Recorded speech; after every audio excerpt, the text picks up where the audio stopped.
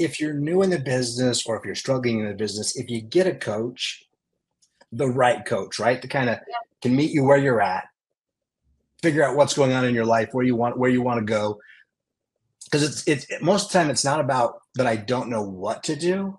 Mm-hmm. It's we all grow up in this economy where we're used to working for somebody else, and then when all of a sudden we're independent contractors, the shiny object syndrome is real, right? And in real estate, it's super easy to stay busy, but not be. Hi, I'm Noel with today's Brew, where top producing real estate agents and coaches share their tips and tricks on taking more listings, making more money, and having fun doing it.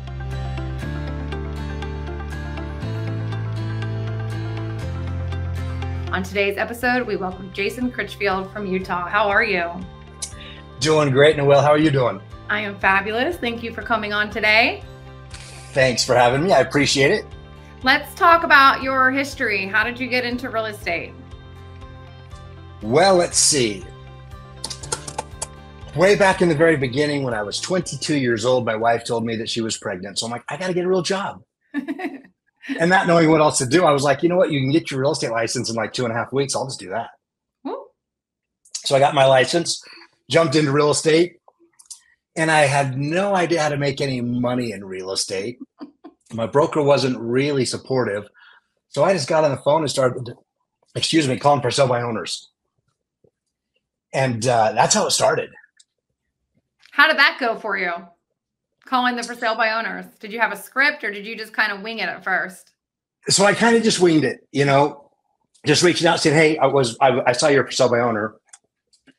And I wanted to see at what point you guys would consider hiring an agent for the job of selling your home. And this one sweet lady goes, yeah, I'm thinking about it. And so I had called like 10 of them. And within the first 2 weeks, I had an appointment.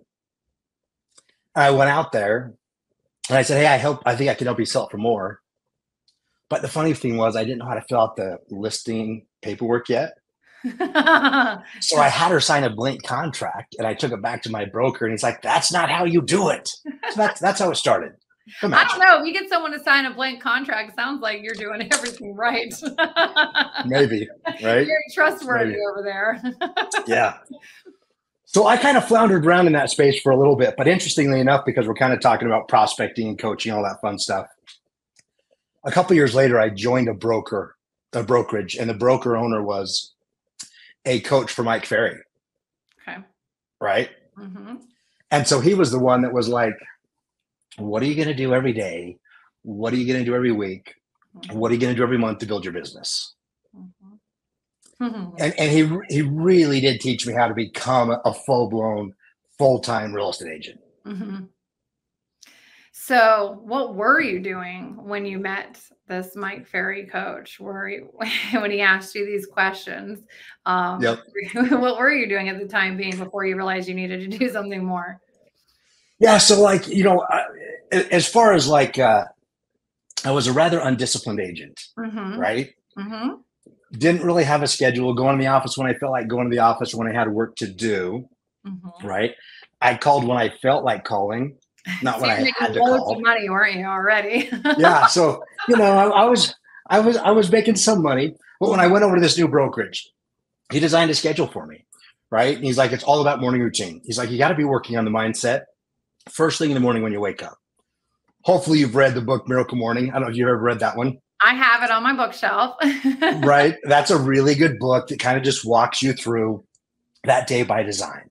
Like, what am I going to do first, second, and third to make sure that I'm working on my mindset, my skill set, making sure that I'm working out, doing my gratitudes, affirmations, and then what time are you going to get in the office? And so the big change I made was really about 3. Number one, I started that morning routine. Mm-hmm. Started writing down gratitudes every single day. Had never done affirmations before, right? But he gave me 2 pages of affirmations. I'm like, okay, I'll do these affirmations every day. And then I started to get in the office at 7:30 every single morning, right? Mm-hmm. Initially, it was a bit of a challenge trying to get the workout and in the office by 7:30. Yeah. But I created some fun accountability with some other agents in the office to challenge ourselves to get in there. And so we would role play every day, 7:30 to 8 o'clock as an office. We'd start out with affirmations, then we would role play, right? Mm-hmm. Then we were on the phone. getting ready with the calls, jumping into our dialer, jumping into FSBOs expired, circle prospecting, notice of defaults, for rent by owners, all of those from 9 to 11, right? Yeah, touch them all. And I wasn't very good in the beginning, I will tell you. Yeah. Like, I knew I was supposed to do it, but I would go to my broker and I would ask him, hey, how would you reply to this objection that I got? And like some amazingly articulate thing would roll off of his tongue. And I remember looking at him going, that's just not me, right? Like, I can't think that fast. It doesn't come to me like that. Like, maybe that's not a skill that I possess. So he gave me a challenge. He's like, I don't need you to read the scripts. I need you to internalize the scripts, right? Mm-hmm. So that then you can use them in a way that really is you, that you're comfortable with. Yeah. Yeah. So every day I started to read the entire script book out loud in front of the mirror before I went in the office, right? Wow. 30 minutes every day out loud with energy, the entire script book. But the cool thing was, within 6 months of doing that religiously, I had 38 pages of scripts memorized verbatim everywhere. Oh my gosh. Oh my gosh. And so that's kind of what all of a sudden I was like, oh, wait a minute, I am pretty good on the phone. Like, I can handle those objections, right? I was about to say, all of a sudden you were your broker. It was just coming right off your tongue. Yeah. You felt like a professional. It took me a little bit, right? But yes, I got more and more comfortable. And with that, then I was able to focus on the customer, right? I was able to focus on that conversation, and I stopped worrying about what I was going to say next. And it became much more natural. Mm-hmm. So if I set one appointment in a week, like I was feeling pretty good about that. Yeah. But then, because again, this is a Mike Ferry office, right? Yeah. Tom Ferry, Mike Ferry, these guys were my mentors back in the day. He's like, great, now I want you to track your numbers. How effective are you? Right? Because I got to the point where I was like, oh, I'm pretty good. So when I started to track it, I was like, okay, I'm setting an appointment on the phone about 1 in every 42 conversations, right? Yeah. And you're like, I don't want goal was batting average. Yeah. So my goal was, to make 15 to 20 contacts every day, 5 days a week. Okay. So that would get me my couple appointments every week, right? Yeah. Yeah. But then as I looked at it, I set a goal for myself and I said, okay, I want to cut that in half. So I got that down to every 1 in 22, right? And it depends on who you're calling, if you're doing circle prospecting. But I finally got that down because I tracked and measured it, and I set goals for myself.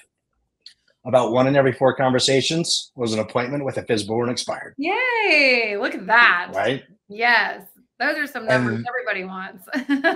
The fun thing about that is when you are setting 10 to 12 appointments a week now, with FSBOs and expireds, you get to pick and choose which ones you go on.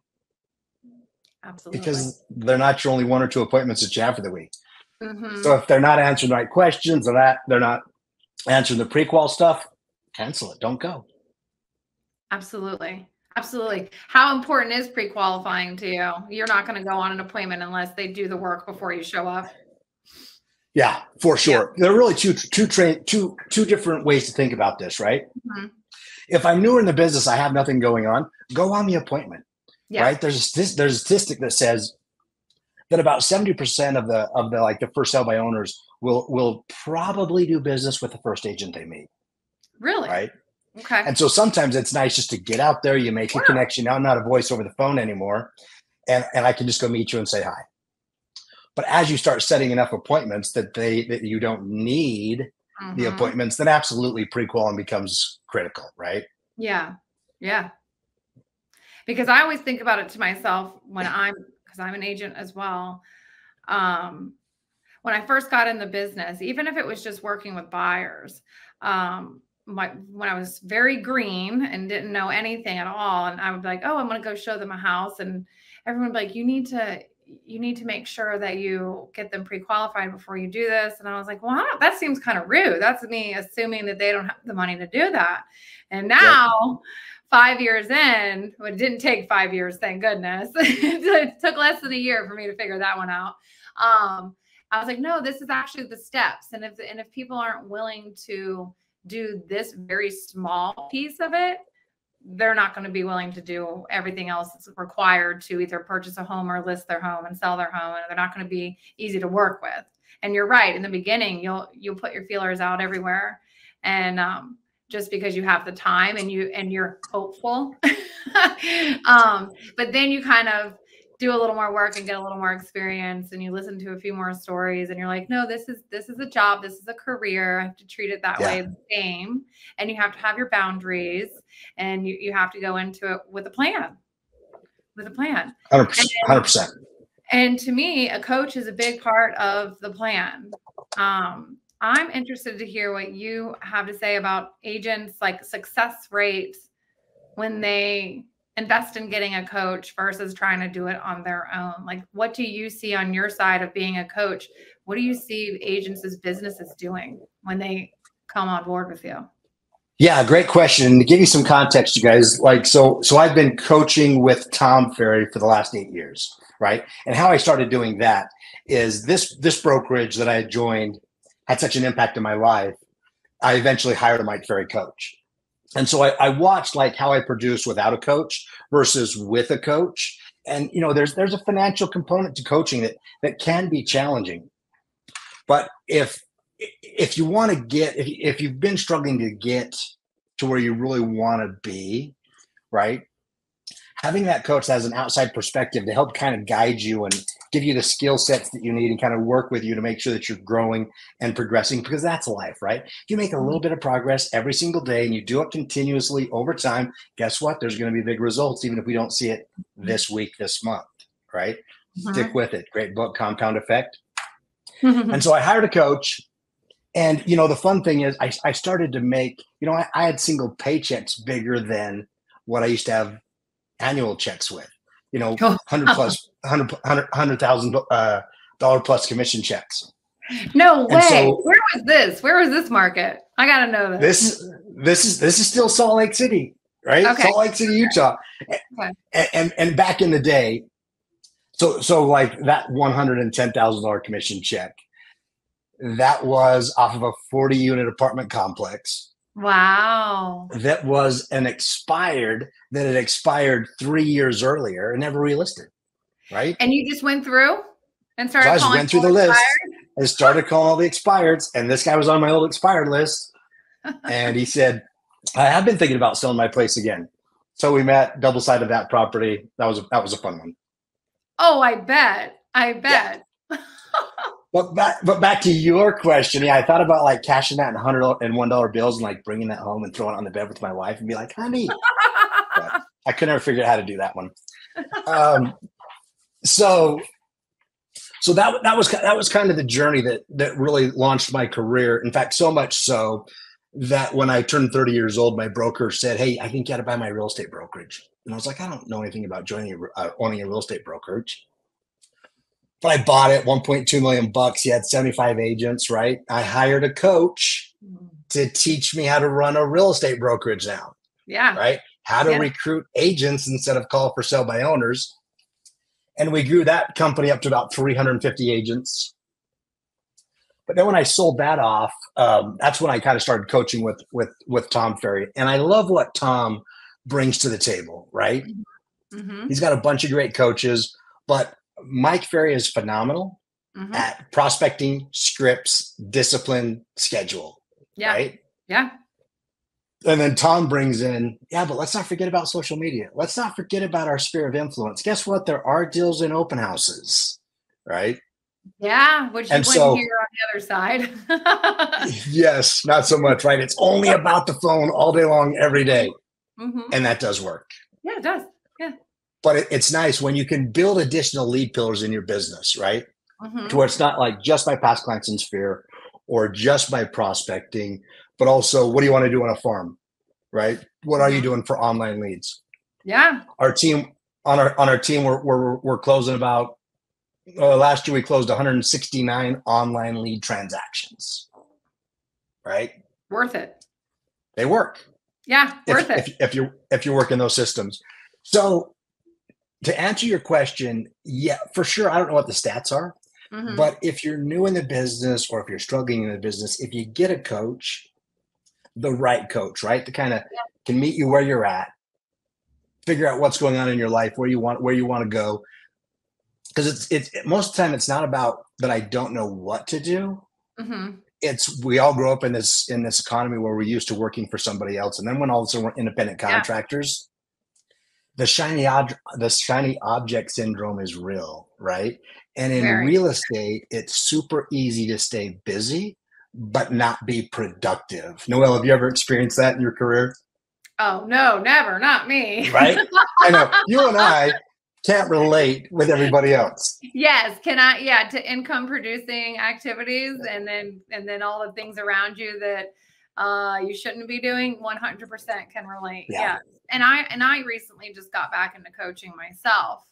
I started off in coaching and then I took a little hiatus and then had a real low year. And then the following year I had a good year and I'm like, well, I want to have another good year like I did last year. And I know that I'm going to need a little guidance and accountability with that because last year, half of it was just really good deals, So if I'm not going to turn around and have another $4 million home that I sell, I have to make up with, now I need to make that kind of income. I need to make like 7 or 8 homes sold just to match that one. So in my mind, I was like, I'm going to have to get organized again. And I do need that little kick in the butt. I do need help with the organizational side of it. You should love your coach, but be a little bit afraid of your coach at the same time because you're getting out to talk to your coach about what you did or didn't do. Yeah. Right? Yeah. And so like, you don't want to disappoint them. Yeah. When we're talking about like being productive in real estate, like, we're fighting appraisers, we're fighting other agents, we're fighting inspection issues. We're trying to put out these fires. And so a lot of times, like we stop doing the things that are bringing the deals to work that. Right. Yeah. And so that momentum starts to die. And that's what takes so much effort is to get that momentum back up again. Right. Yeah. 90% of what it takes to get a train from point A to point B, 90% of the energy is in the startup, 10% is in the coast to the destination that you want to arrive in. And so that's hopefully what the coach is going to do is keep you on track so you're not making money, making money, right? Yes. Case in point, my coach was like, hey, here's the deal. You're going to call from 9 to 11. If a buyer or a seller wants to meet you between 9 and 11, you're going to say this, no, I have a commitment. I can't meet you at that time. But the good news is I can meet you at this time. What works best for you? Yeah. So I'm like, all right. In fact, he committed me to do this like a half dozen times. I had not done it. So one day I show up to a coaching call and he goes, Critchfield. I go, yeah. He goes, you're a little prostitute. I'm all, did you just call me a prostitute? He's all, because you told me this is what you want to accomplish. Here's your goal. And yet every time somebody waves a deal in front of your face, you're selling your goal for that check, right? Yeah. Yeah. You're not going to hit it. So I was like, fine. So this was way back in the day, but I'd never sold $1 million property. I had $1 million buyer. Name was Kirk. Kirk goes, he calls me the next day after my coaching call, goes, Jayson, I want you to show me this house tomorrow morning at 10 a.m. I was like, hey, Kirk, I'm excited to show you that home. I know, right? Unfortunately, I have a commitment at 10 a.m. Let's make that 11:30. Kirk goes, Jayson, that's not going to work for me. It needs to be 10 a.m. Now I'm like, oh, crap, right? I almost gave in right then, but I was like, hey, Kirk, I really appreciate it. But listen, I have a commitment at that time. So here's what I can do. I can find another agent to get you in at 10 o'clock, which I was hoping you would say no to. Yeah. Or I can just meet you at 11:30. Which one works best for you? And he goes, no, I can make 11:30 work. But the interesting thing was, as like a 24-year-old kid, he didn't give me a lot of respect. But that day on, Kirk Wheeler showed me more respect because I respected myself, my schedule, my time. Yep. Right. Yeah. Big aha moment. So that's kind of where what a coach can help kind of guide you in, give you new ideas, right? Help make sure that your skill set's where it needs to be, coaching you through the scripts, making sure your objection handlers are on point. Are you any good at NLP? Do you know how to create rapport on the phone with other people? Because it's not about scripts. It's about really your ability to connect with people, right? Absolutely. Absolutely. Can you make them comfortable really, really quick so that they're willing to talk versus hang up? Mm-hmm. No, I totally get that. And I remember like I called a guy for a year, a year. And he's like, I don't even know why I talked to you. He's like, I'm really mean to everybody else. And I'm like, well, I don't know why either, but I appreciate it. And thank you for not being mean to me. And I got 2 listings from it, but I called for Did a you year. really? I called, yeah, See? I called for a year and he was bitter because they were expired and they hadn't sold, and he had tried to sell one of them for 2 years. And I'll tell you what, when moving day came, I was like, I'll be there to help you. Because I was so Really? excited. Oh yeah, I was so excited for him, and he was so happy. And I also knew that there was another nice big penthouse that he might want to sell at one time. So I was like, you need help with anything? I'm there. I'm your gal. 100%. Yeah. Those what I was going to say on those expireds, which is I really love expireds, right? Mm-hmm. And the reason why I love them is because they can be challenging, but the only reason they're challenging, if you think about them, they had this goal, this dream, something they were super excited about, sell their home, go to the next chapter, right? This agent came in and promised them, hey, I could get this thing done. They list the home, it doesn't sell. Of course they're going to be hurt, right? So I kind of liken expireds to a somebody that's got dumped at the altar. And then you're calling him up the next day to ask him out on a date, right? It's like, the last thing I want to do is have anything to do with a guy. Hey, how do we know that the girl got dumped at the altar? Right, I know. I was going to say girl, but then I was like, How do you know we didn't dump you? But yeah, I know. It totally was. Yep. And that can be exciting too, right? Because like where I got to was like, I was like, what are you going to say to possibly try to shut me down? Yeah. Like there's nothing I don't have an answer for.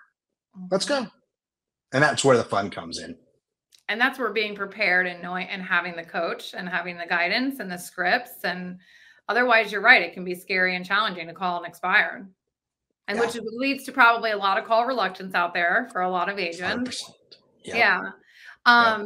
So I have a question for you about prospecting, because we have talked about it enough. So I think that do you think that an agent can be successful without prospecting, without picking up the phone, that kind of prospecting? Not ignore online things like that, but picking up the phone and calling FSBOs, expireds, all that, or do they need to do it? So I would say, yes, you can still find success, right? It may take you longer, and maybe it limits the amount that you eventually get to. But I actually personally coach agents right now who are like, never ask me to call FSBO, never ask me to call an expired. I'm not going to do circle prospecting. I'll be calling my sphere of influence, my friends, my family, people I know. I'll be following up on leads that I generate, and that's it. And they do phenomenally well. Yeah. Right. God, I'm the opposite. I'd rather call the expireds than call friends and family. Right. Now there's that other side of it too, right? It's like, I don't want to bug them. I don't want to come across too salesy. But here's what I find, you guys, is like, no, I don't think you have to call for sell by owners expired to be successful. I've taken coaching clients from $50,000 a year to $1 million a year in income. It didn't call FSBOs expired or do any circle prospecting, right? Wow. But where's your commitment to people out there, right? When I was younger in the business, I was like, okay, what's my differentiator? What makes me special? Why work with me versus somebody else? And so really I had to decide it's going to come down to just a few things, right? I really try to be honest. I am hardworking, right? One thing I know about me, if I tell you I'm going to do something, I'm going to do it, right? But probably my best attribute is that I'm going to tell you what you need to hear, not what you want to hear. My job is to guide you through. And if your house is overpriced, if your house doesn't look great, if you guys are buying a property that I don't think you should be buying, I'm going to be letting you know what you need to hear in order to make the best decision that I feel for you and your family. And so because I know not every agent is like that, I really feel this obligation to not say like you have to use me, but shame on me for playing small and you not being exposed to me and possibly ending up with an agent that's not as strong, that's not as committed to your well-being, that's not as honest and ethical. And have a terrible experience, right? So even my sphere, my past clients is my sphere. That's the number one reason why I call them. Yeah. Because when they use somebody else, I don't feel bad because it hurts my wallet. I make plenty of money. I don't need their one transaction, right? But I'm like, shame on me for having them think that they should use somebody else. I agree. That's a really, really powerful statement right there. So yeah, no, I get that now. Yeah, because you would say if they don't use you, you're thinking, well, why didn't they use me? Mm-hmm. And it's maybe because, you didn't present yourself as the professional that they should reach out to. So it's definitely a good way to think about it. I was just at a Tom Ferry seminar Wednesday, and he goes, your past clients and sphere of influence do not love you as much as you think they do, right? And they loved us during the transaction, then it closed. But if we're not working on that relationship, is that relationship growing or is it slowly dying? Slowly dying like anything else. Stay connected. Stay connected. Yep. So I've had a really good time talking to you. I want to ask you one thing from the beginning of your journey with real estate. If you could turn back time and do something differently from the beginning with everything that you know now, what would that have been as like a new green, fresh agent? Ooh, so as a new agent, besides just hiring a coach. Yeah. Right. Yeah. Number one. You don't have to flounder as long. But I would go into an environment that's very supportive to the activities that you want to engage in, right? So I joined a brokerage to where they really weren't they didn't really prospect in that office. It was primarily like, hey, we all work our sphere of influence. We've done it for years. And so we all make $300,000. Well, as a newer agent, I may not have that sphere of influence. And so it's got to be sweat equity. And I may not have the budget that they have to do the online leads, right? And so your sweat equity is your best friend. And so create that schedule and get a support group of like-kind agents that can hold you accountable and make it fun, right? In the beginning, we used to prospect with our Hawaiian shirts on because we all wanted to go to Hawaii. And then we created fun accountability to where, money's been involved, but sometimes it was, okay, if you don't make your prospecting calls, you get 3 shots to the back, right? Or anything crazy. Fun. My mountain bike got locked up for 30 days because I didn't make my calls one time. That was my accountability. So create that group. And then what am I going to focus on? And then wash and repeat. Do it over and over and over again. And don't let the drunk monkey, which is that monkey that sits on your shoulder and say, you're not good at this. You don't like this. This isn't for you. And say, drunk monkey, shut the hell up. We're doing this thing, right? Because the longer you do it, the easier it gets. Yeah. And I would say just keep going through the motions, right? Week after week, month after month, keep yourself highly motivated. So in my prospecting offices, we've got dream boards with all of our dream goals up here on this wall. We've got our scripts and objection handlers. We always stand up when we prospect. I've got a mirror in front of my face so I can see how I look, right? Yep. But if it's door knocking, if it's, which lead sources do you want to call on? Are there agents in the office that have already generated a lot of old leads that you can start calling on? That'd be a huge tip because most agents are not like Noel. They're terrible at following up. Correct. And so now you can go in and actually start calling on their leads and stuff that they didn't follow up on to start generating more.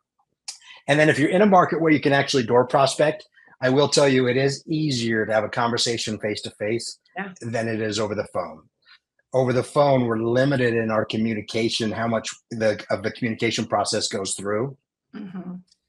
And so that's where mastering those ability to create rapport, mirror and match, repeat and affirm, those things come in handy. And the next thing I would do is this: start meeting new people, right? Play pickleball, play golf, whatever you're excited about, get more involved in that because people will do business with people they like. Right. And so like one of my newer agents, she's like, well, I'm into dogs. And I'm like, hey, great. Let's go start a dog walking group. Right.